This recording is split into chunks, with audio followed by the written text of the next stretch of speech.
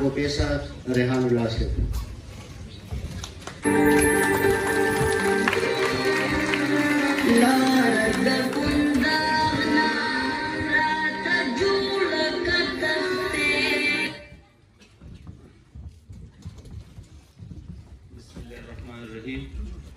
د ټول ناول خو د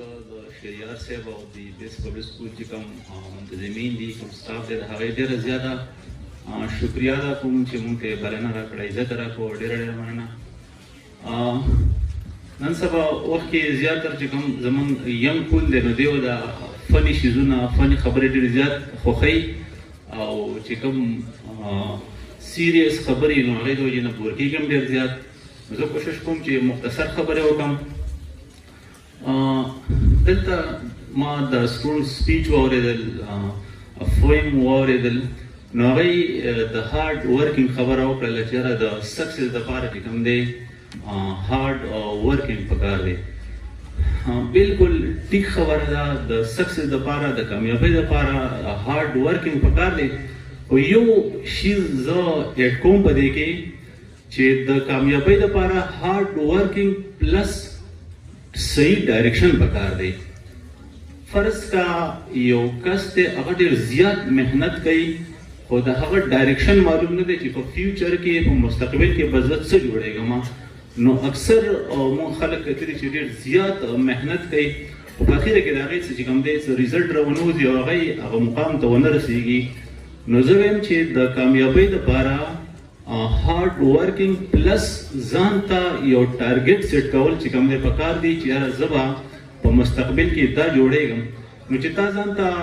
ټارګټ سیټ کو ستا ډایرکشن معلوم شو نو کو فرض کا ته اوس په دغه ډایرکشن کې روان یو هارډ ورکینګ کې محنت کې نو خامخا به چې کوم دی ته منزل ته رسېږي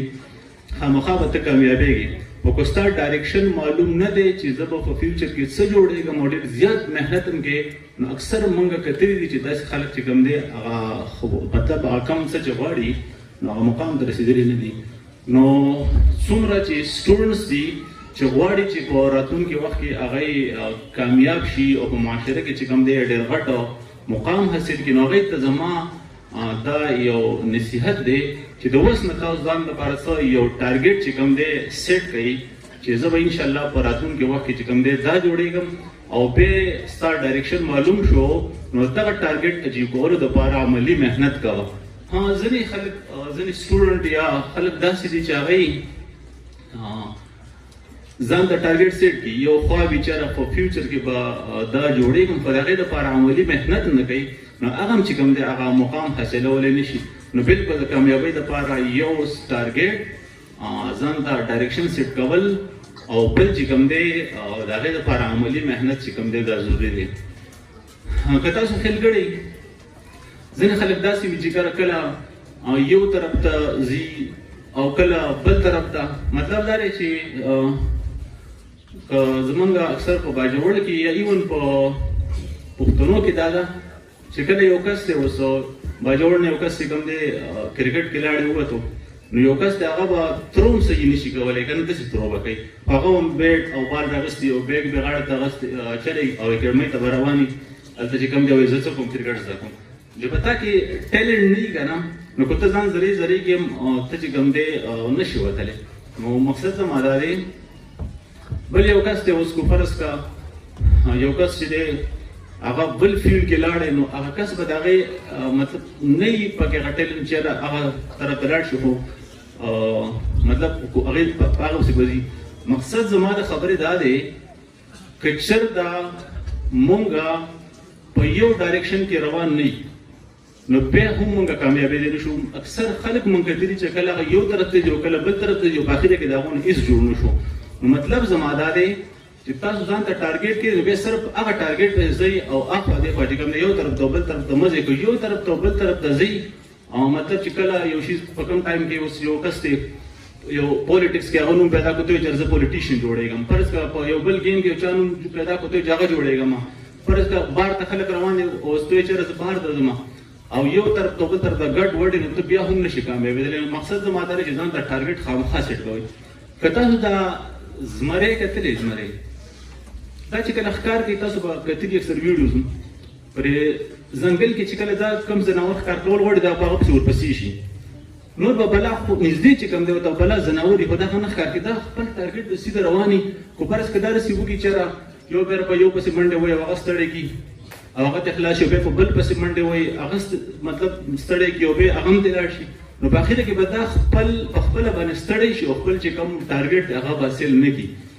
نو د دې وجې نه کوشش دا کوئ چې یو طرف ته او بل طرف ته بالکل ډسپرس کېږئ چې کله یو ته پسې روان شي کله بل پسې روان شي چې کوم ټارګېټ دی صرف او صرف تاسو په هغې پرې ځئ او خامخا به انشاءالله تاسو دغه ټارګېټ ته چې کوم دی بیا رسېږئ بل که تاسو دا باز کتلی ایګل نو په دې کې د یو صفت دا دی چې د دا کوم ډیټرمینیشن دا ډېر سټرانګ دی مطلب اراده ډېره زیاته مضبوطه وي چې کله دا یو شیز ټارګېټ کي نو دا هر څنګه حالات دي څومره مطلب چیلنجز وي څومره مشکلات دي نو دا خامخا هغې ته چې کوم دی ځان رسوي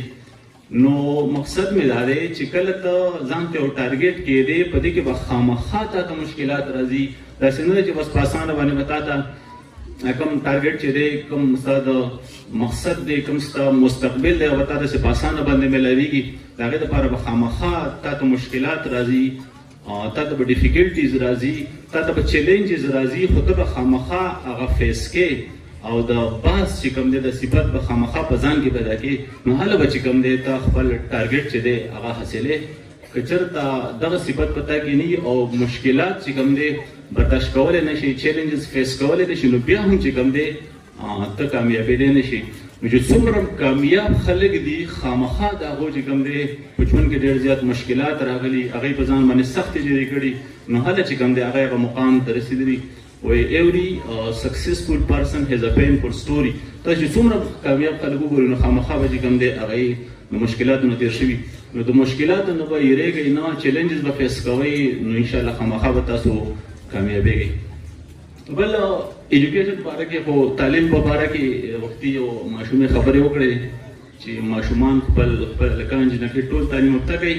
د تعلیم په فایدو باندې په ډیټیل سره خبرې وکړې زه صرف یو خبره به ایډ کړم د تعلیم په اهمیت باندې چې د تعلیم څومره هم د نن سبا زیاتر یوټیوبر یا نور داسې خلک د هغوی خپل چینل پروموټ کولو دپاره لګیا دي چې تعلیم ضروري نه دی د تعلیم د وجې نه صرف دا نه چې تا ته پیسې میلوي تعلیم د وجې نه به تا ته امتیاز حاصلېږي په معاشره کې تا ته چې کوم لکه که تاسو وګورئ یو دوه سپي دي دوه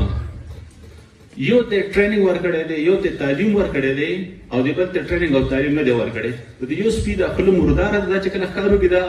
دا حرام دی او د بل سپي د خوله چې کوم دی دا د تعلیم او تربیت د وجې نه چې کوم دی پاکه ده نو دې دواړو سپو کې فرق صرف دا دی که یو ته تربیت او تعلیم ورکړی دی او بل ته تعلیم او تربیت نه دی ورکړی